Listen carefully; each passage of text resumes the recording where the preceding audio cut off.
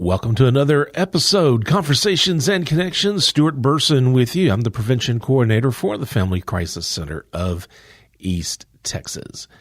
So summer, again, is upon us. We are knee-deep in it. As far as the prevention program goes, doing new student orientations at Angelina College as well as Stephen F. Austin State University. Also doing some summer stuff over at Lufkin ISD, their summer school program, and as well as spending Tuesdays at the Boys and Girls Club. And really enjoy doing that. I love working with both of those groups of kids during the summers is really great. On the horizon, do want to mention again, save the date for Passion for Purple. That'll be on October the 8th at the Pitzer Garrison Convention Center in Lufkin. And again, we'll have more details probably soon regarding who our keynote speaker will be. But again, Passion for Purple, October 8th in Lufkin at the Pitzer Garrison Convention Center. Also, just want to remind you, June is Pride Month. And I just want to make it clear that the Family Crisis Center of East Texas, we serve everyone, whether man, woman, regardless of where you fall on the LGBTQ spectrum, anybody, we will serve you. If you are a victim, and if you're going through any type of relationship violence, be it domestic violence, dating violence, sexual assault, we are going to serve the East Texas community. And with that being said, my guest today, with it being Pride Month, my guest is Mallory Dotson. She is our SFA advocate, and I wanted Mallory to come on to talk about serving the LGBTQ population at SFA, as well as in the community in general, but specifically kind of talk about services available for students at SFA in the LGBTQ community. Without further ado, here's Mallory Dotson.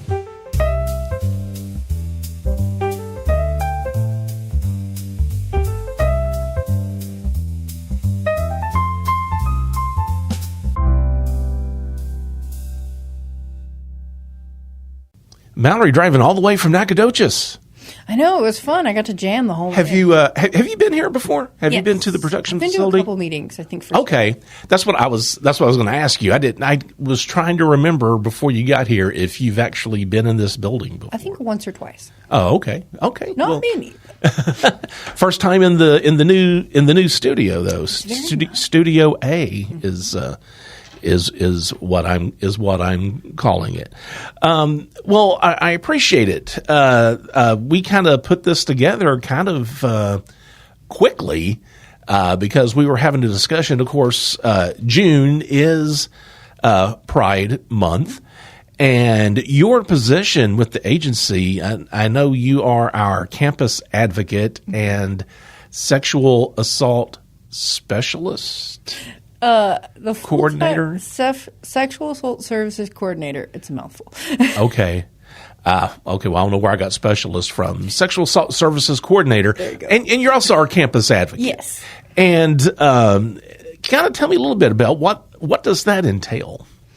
Both positions. Yeah. So the sexual assault coordinator part is mainly I see the sexual assault clients in Nacogdoches.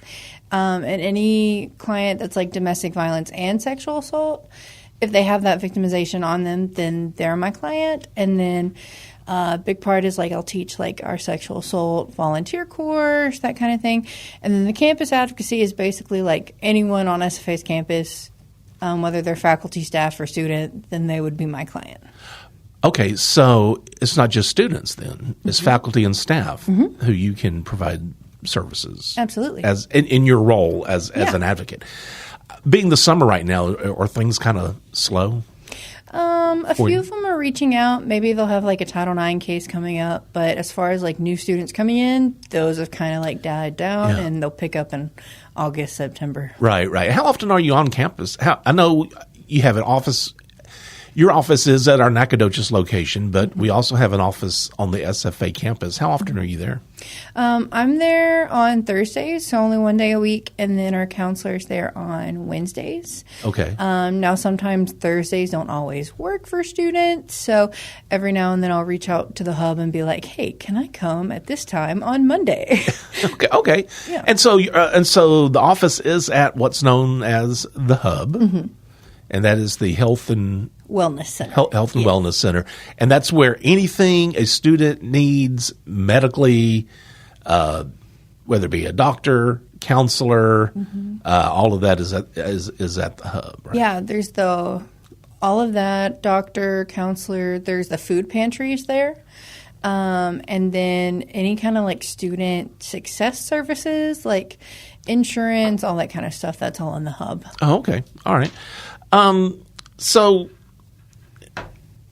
how many students do you think, and I'm talking about, we're going to dive more into the LGBTQ community here in a minute, but just in general, about how many students do you feel like you see? And I don't know if you have a number like weekly, monthly, annually, I don't know, but what can you tell me?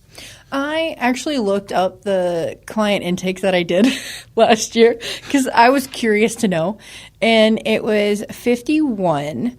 So we probably get about 50 to 60 new students a year. Okay. Now, I don't just meet with them once. I meet with them like several times with whatever they're needing. Right. Like Title IX, police report, all that. They stay with me as clients, but probably about 50 new ones a year. Okay. I looked it up. Okay. I was like, I'm curious. Well, hey, yeah, no, I was just curious about like how often do you see a student? And I guess that's not fair for me to say because you're really rarely just going to see a student once. You're going to see them multiple times, I guess, right? So what do you think or what do you see? What's the most common issue when you have a student come to see you specifically? What are they dealing with? They're either a lot of it is sexual assault. If you're talking about the campus, it's primarily sexual assault. Yes. There's some dating violence and then abuse from family. They're in a safe place now. Now they have to go back on break, and they're like, I don't want to go back. How do I stay on campus? But primarily it's sexual assault. Does it have to be a sexual assault with another student? No. Okay. A lot of it, some of them they were sexually assaulted as children, and they never told anyone, and now they're in college, and it's still affecting them, so they need some help. But a lot of them is other students. Okay. So we talked about the issues. I want to kind of go specifically now to the LGBTQ students. When we were talking, in fact, we're recording this in June. Last week we were at New Student Orientation. We had a table there at SFA campus, and you and I were at the table. We were just happened to be talking about. I was wanting to do something for June for Pride Month, and we started talking that you see a number of LGBTQ students come through your doors. What do you think LGBTQ students, they feel more at ease talking with you? You're a young adult. You're not like, a 60-year-old or someone like that. Do you feel like they feel more at ease and more comfortable talking to maybe someone who they can identify with? Maybe that's part of it. I think a big thing is especially in my office, I try to have like a welcoming personality, and then just like an overall like non-judgmental atmosphere. And maybe the pink in my hair doesn't hurt. But as far as like how I do it, like especially when I'm talking with them, and I never ask the question like if they identify as LGBTQ. Well, that makes sense. Why would that come up unless they bring it up? I mean, that's not going to probably be on a questionnaire you have for somebody. And we do have like our intakes where we get like the demographics, mainly for like our statistics about clientele. So, but I asked the gender question the same way I asked the race question. How would you identify your race or your gender as?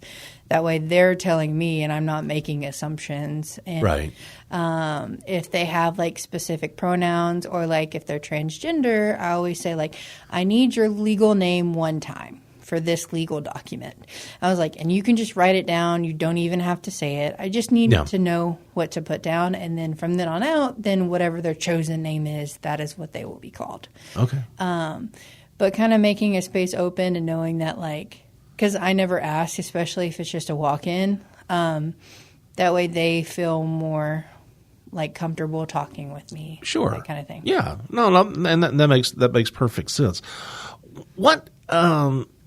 What issues do you see often in the LGBTQ community? Is it the same? Does it reflect? Is it pretty much a mirror reflection of the general population, heterosexual students? Well, what do you see with the LGBTQ students as being the main reason they're seeing you? A lot of it is family violence. Whether they like got abuse from their parents, a lot of it is parents will inflict violence on them every time they bring up like that they're gay or trans or just in the community at all. Mm-hmm. That's one thing we don't really see with like someone who's heterosexual. And then a lot of the sexual assaults happen. This is sad that it's still happening, but they basically have what's called, especially religious, will do corrective sex, which is basically a sexual assault to like keep them from being gay or something like that. Is it kind of like, what do they call it? The conversion therapy? The conversion therapy. Yeah, yeah. That's never worked and only given a lifelong of trauma. Right. But I would say family violence, and then there's still partner violence too. And you have specific abuse that happens within those relationships that don't happen in heterosexual relationships. Mm-hmm. Okay. What do you feel? What's the comment when we talk about? And I think it's important to say, in regards to anyone, when you talk about domestic violence, it's not just physical violence. And we were talking before we started recording that a lot of the threats that LGBTQ students may feel either at home or maybe with a romantic partner is getting outed. Yes, outing is a really big thing, especially if they come from like maybe a religious background or like a family who doesn't really support the LGBTQ community. They're scared to tell like their parents. And so something that I see a lot is I have a college student who's solely dependent on parents. They're whether they're sending for money, they're paying for college, all their loans are in the parents' name because they're 18 with no credit. So everything is in the parents' name, so they're solely dependent on their parents. But then they don't know whether they might, if they're in their community, they don't know. And so, but if they did know, they would cut them off completely. So then they get into a relationship with someone that's just like, if you leave me, if you say anything, if you go get help, I'm going to out you to your family. And so now it's just like, okay, if I try to leave, I've left this partner and I also have no resources at all. Yeah. Yeah. So outing is a huge thing. Right. I guess outside of that, I know we were talking about, and I don't know how often you see this, but we were looking at some statistics earlier, or talking about being outed, denying access to hormones. If somebody is transgender, and maybe the abuser will deny them access to hormones, or things like that, I guess, is something else that they have to contend with. Yeah, they can be denied hormones. And then something as far as like doctors and things, a lot of insurance companies won't cover like gender affirming care. And so they'll have to pay out of pocket. And a lot of people can't afford that. I'm sorry, I totally forgot your question. Well, no, I think what we were doing, we were just kind of talking about the different forms that DV can take in the LGBTQ community, other than obviously the physical violence, the threat of outing someone, denying them access to hormones, or things like that. Do you feel the LGBTQ community in rural East Texas get support or get enough support? No, not at all. I think you have our agency I feel like it's very welcoming, is non-judgmental, and everyone is welcome in our shelter and as clients. And we even have an LGBTQ policy saying that we accept everyone, everyone will be treated equally. But that's definitely not the case everywhere. I know, especially marriage-wise, that a lot of people will refuse to marry them, and it's the law's it's up to them. And then, other communities, they might be women only, other domestic violence shelters, ours is everyone, but some are women only. So someone who's trans can't go and stay there, or you have previous experience with LGBTQ hate, so they're not exactly sure who to trust. And so they might be scared, come forward, and then find someone who is no, you're horrible. And then it's just that was their one reach out for help, and then they got shot down again. Right, right.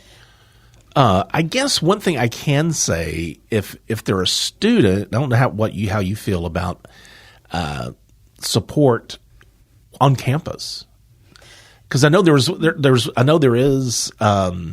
some organization, or at least one that I know of, a student organization on the SFA campus. And in fact, I reached out to them because I want them to come on the show. And of course, I wasn't even thinking that it was summer.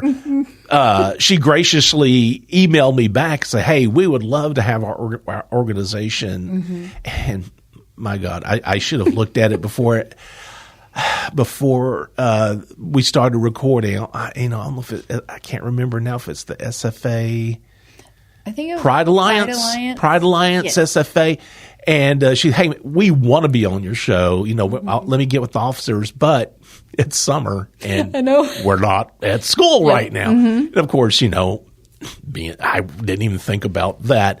But I do want to revisit with them sometime at a later date. But being June, I was wanting to kind of talk about this. And I was just kind of wondering, you kind of always get the feeling that college campuses may be a little bit more liberal-minded, maybe a little bit more accepting than the general population. And I think that's true. I think colleges are. However, I think in 2023 they passed all diversity and inclusion programs be cut immediately. Yeah. Universities are not allowed to have them.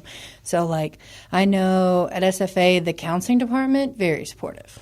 Yes. Any student who comes in, especially if they're LGBTQ, they can get services for free. They're not going to be judged. They're very welcoming and supportive. And then Title IX, you have Title IX, and Title IX's tough because it's I know them and they want to be supportive and they're welcoming and open to students, but they're also confined to the university laws saying that we can't really be like that. And so universities, a lot of them will do their best to be inclusive, but they're also they might get in trouble for if they teach this or do presentations about it or spread information about it. So I think Title IX, they want to help, but they can't always. And then students are also scared because they know of all the guidelines too. Yeah. But I think the Pride Alliance is really good. I know I talked to them at our Safe Summer Break. Yeah. And they were just yes, please come talk with us. And so I'm really excited about going to meet them. Yeah. Excuse me. Of course, I haven't coughed at all in 3 or 4 days, and I'm going to do one right now while we're on the air. And obviously, your job is not just on the SFA campus. You do serve the the Nacogdoches and surrounding areas as well. Do you have very many LGBTQ clients outside of the SFA campus? I have some. I would say it's not as many as SFA, but I still have some, and a lot of them kind of, it's interesting. I know when I first got here, I had my first transgender person come and talk with me, and I was really nervous because I was like, I want to make sure they feel included, and like, right. I was just like, I told myself, like, we're just going to be ourselves, and we're going to treat them like every other client, and like, I really wanted to make sure they feel comfortable. Yes. And I was really worried when they left, and then I think the next week I got about 5 calls from other transgender clients, and I was like, yes. Well, there's been times few and far between where I've had conversations with someone who's transgendered, or maybe just someone who prefers they, them as their pronouns. And it makes me a little on edge because I'm afraid I'm going to screw up and call them he or she, when that's not. In fact, I have thought of a time when I actually had done that, and just being the old guy that I am from Texas, I'm yes ma'am, yes ma'am, yes ma'am, and we were talking, and yes ma'am, and as soon as I said it, it's like, man, I'm sorry, and of course they almost just kind of got a little laugh out of it. It's like, yeah, we're not going to expect you to know right off the bat. I think it's somewhat, maybe it's harder for the older generation, and I don't mean accept the what's the word I'm looking for?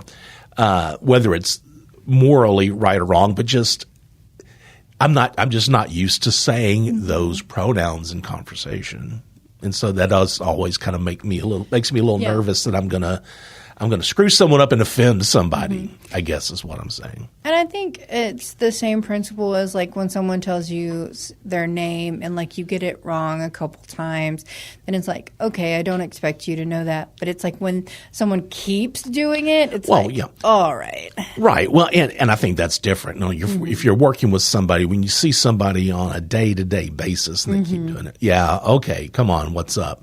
But yeah, even just on a one-time thing, and it's just, that's my knee-jerk reaction. Yes, ma'am.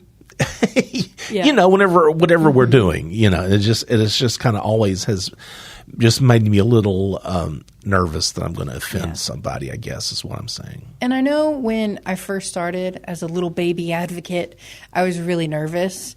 But then now that I feel like I've been here around 4 years. I feel like I've broken in a little bit, but at this point, I'm not really nervous anymore. I'm just like, okay, come in. You're another client. Like, I'm not asking unless I do an intake and I have to fill out the questionnaire thing. But it's just like, I feel like after a while, you stop getting so nervous. And it's just like, all right, you're my client. I'm going to treat you like everybody else. Right. And then, like, especially the only time it's ever brought up is, like, if I'm meeting with someone and they're just like, is it okay that I'm transgender? And I'm like, yeah. I'm like, congrats, you found out who you are. Let's go. Right. Okay. It's like, what can I help you with? Yeah, I guess, maybe in, again, rural East Texas, that's something they're probably not used to. Or they're conditioned to believe that they're not going to be accepted. Yeah, I know a lot of, especially not at SFA. I don't really get that question a lot at SFA, but my ones that are not at SFA and just in the community, as far as like Nacogdoches and just the general East Texas community, like one of their first questions is like, does it change anything that I'm transgender? And I'm like, no, not at all. Right. I was just like, I'm usually just like, oh, congrats, you find out who you are. I'm glad you're choosing. I was like, if you need any help with that, finding like affirming care, let me know. I have some names. Right. But yeah. And I guess the counselors, and I'm not talking about you because your position there at the hub is very niche. You're working with survivors, victims of relationship violence. But I'm assuming the counseling department, the counselors there at the hub are very supportive yes. of the students, like you said. Pretty much all of them. I walk into their office and they all have some sort of like pride flag hanging up that they can. Again, universities are being pretty strict about it, but there's always buttons. There's something to show like, yes, you're welcome here. Mm-hmm. We accept you. Yeah, I have never met one of their counselors that was like, oh, I don't want to see them. They're all like, yes, please come. Like, sure. What can we help you with? Sure. Well, and when we were talking last week, when we were talking about organizations that serve the LGBTQ community, you were saying that you see in that community, at least there in Nacogdoches, they kind of have to rely on each other a lot. Mm-hmm. They have to support each other a lot. Mm-hmm. Because a lot of places, they're not, just because in Deep East Texas, we're in a very religious place, and a lot of them are not LGBTQ friendly, so maybe they come in somewhere and they get a lot of judgmental looks, or they blow them off, and then they don't expect us to be any different. But especially when they're coming in and they already think we're not going to be accepting of them, that means it's going to be pretty bad, like what they're going through. Yeah. So it's just like, nope, you are welcome here. Like, what can I do for you? And I mean, even our forms, we use Texas Law Help a lot, and like for divorces, and like at this point, they even have like same-sex divorces too. Okay. So we have those forms as well. Well, and I guess it's kind of a sad thought that there may be some people out there who need help, and they're afraid to even seek it because they're under the assumption that no one's going to want to listen to them. Mm-hmm. No one's going to care, or they're going to just kind of scoff at them and blow them off because of that. And I think sometimes, and we work with a lot of faith-based organizations that are very welcoming, and they are not caring what the clientele they serve. They just want to help people. And then there's some faith-based organizations that are pretty judgmental, and they don't want to help people in the LGBTQ community. And sometimes they find those and they get scared off, especially if they're because it's with anyone. If someone who's experiencing abuse reaches out for help and then gets shot down, it's going to take a lot for them to try and reach out again. And so that's one thing with partner abuse in this community is that, no one's going to believe you. Yeah. Especially if they've experienced hate before, that they're just like, yes, no one is going to believe me. Well, and that's the thing. They've had that one single bad experience, and they're kind of under the assumption after that there's no one out there to serve them and to help them, I guess, really. So it is summer. You going to take a break? You going to take some time away from your duties and do something fun this summer? I don't have anything planned. I was say, I don't do anything fun. I don't have anything planned. Oh, okay. Every now and then, I'll go home, and like Galveston Beach is a couple hours from back home from me, and so I think we do the 4-10, so I can do that and have like 4 days. Okay. Go spend a couple days at the beach. Yeah. Back home's Louisiana, right? It is basically. It's about 5 miles into the Texas border. Oh, okay. Could basically walk to Louisiana. Oh, okay. Yep. All right. Okay. All right. Mallory Dotson, she is our SFA campus advocate, as well as our, tell me one more time, Mallory. Hold on. Look, I got my pen. I'm writing this down. Sexual assault services coordinator. Okay. It's a mouthful. Right. I usually just say I'm a sexual assault advocate if I'm in the community, and then if I'm on campus, I'll just say campus advocate. But that's the official title. Okay. And if you think you need Mallory's services, if you are, whether you're a member of the LGBTQ community or not, if you feel like you need the services of the Family Crisis Center, if you're a student and you want to talk to Mallory, we do have our 24-hour hotline. And, of course, that's 1-800-828-7233. And if you want to reach out about any questions. You can email us at conversations@fccet.com. Thank you, Mallory Dotson. Thank you. All right. Remember, be the voice, if not for you, for someone else.